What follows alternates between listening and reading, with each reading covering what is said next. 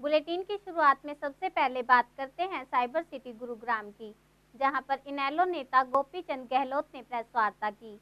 इस दौरान उन्होंने भाजपा और कांग्रेस पर निशाना साधा। इनेलो के वरिष्ठ नेता एवं हरियाणा के पूर्व डिप्टी स्पीकर गोपी चंद गहलोत ने प्रेस वार्ता कर गुरुग्राम व फरीदाबाद के लोगों पर डेवलपमेंट टैक्स थोपे जाने की आलोचना करते हुए कहा कि भाजपा सरकार ने चुनाव के दौरान घोषणा की थी कि वो जनता पर कोई नया टैक्स नहीं थोपेंगे, लेकिन गुरुग्राम व फरीदाबाद वासियों पर प्रॉपर्टी टैक्स के अलावा 8 से 10 गुना ज़्यादा डेवलपमेंट टैक्स थोपकर अपने वादों से मुकर गए। जबकि हरियाणा में सबसे ज़्यादा प्रॉपर्टी टैक्स अदायगी में पहले नंबर पर गुरुग्राम आता है और दूसरे नंबर पर फरीदाबाद। गुरुग्राम वासियों ने पिछले वित्त वर्ष में 385 करोड़ के प्रॉपर्टी टैक्स की अदायगी की थी, जो कि हरियाणा में सबसे ज़्यादा है। ऐसे में डेवलपमेंट टैक्स को बढ़ाकर यहां की जनता को ठगा जा रहा है। वहीं गोपी चंद गहलोत ने 1 नवंबर से शुरू होने वाले हरियाणा स्वर्ण जयंती समारोह की तो सराहना की, लेकिन समारोह की तैयारियों के लिए खेल स्टेडियम को पिछले 15 दिनों से बंद करा दिया गया और प्रधानमंत्री नरेंद्र मोदी की रैली तक बंद रहेगा। ऐसे में सरकार को खिलाड़ियों के प्रति भी सोचना चाहिए। बड़ी चिंता का विषय है कि गुड़गांव बारूद के ढेर पे खड़ा है। आज गुड़गांव में कोई भी अपने आप को सुरक्षित महसूस नहीं कर रहा।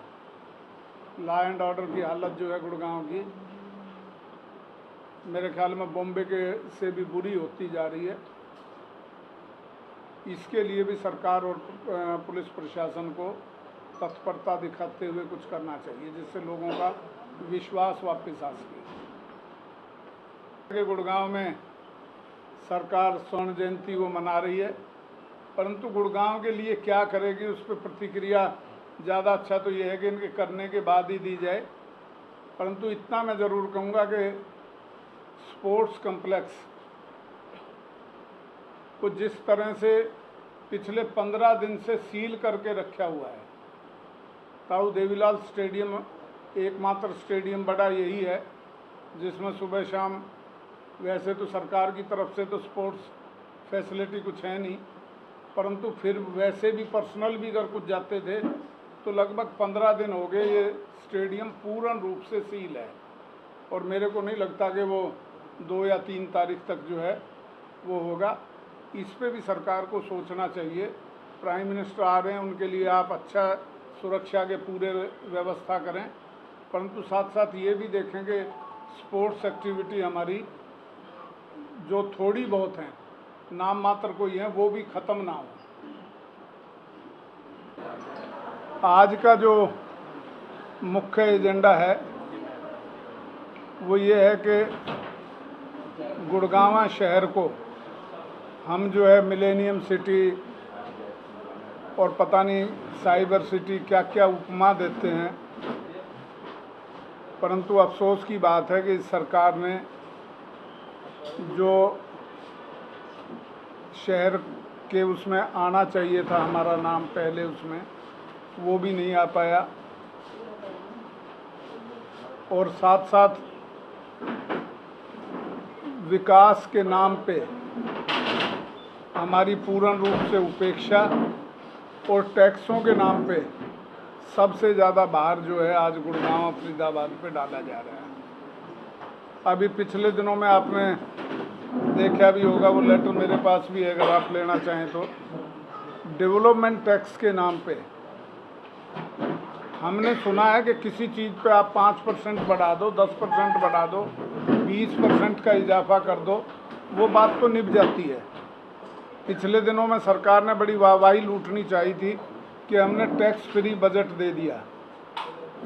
जब हमारे से आप लोगों ने प्रतिक्रिया ली तो हमने उस वक्त भी कहा था कि अगर ये वास्तव में टैक्स फ्री पूरे साल हो तो हम वित्त मंत्री को बधाई देंगे, परंतु ये होगा कि हाउस में टैक्स नहीं लगेगा। कुछ दिन बाद विभिन्न मदों पे जो है टैक्स में बढ़ोतरी हो जाएगी। और आज इसी कड़ी में इस सरकार ने एक अनोखा कार्य किया है कि 8 टाइम्स, 8% नहीं, 8 टाइम्स से 10 टाइम्स तक डेवलपमेंट टैक्स में बढ़ोतरी की है। गुड़गांव में जहां डेवलपमेंट टैक्स के नाम पे 120 और 125 रुपये स्क्वायर फुट था, वहाँ गुड़गांव फरीदाबाद में 1250 रुपये स्क्वायर यार्ड के हिसाब से किया है, जो मेरे ख्याल में अपने आप में एक मिसाल है। ऐसी बढ़ोतरी किसी की नहीं हुई।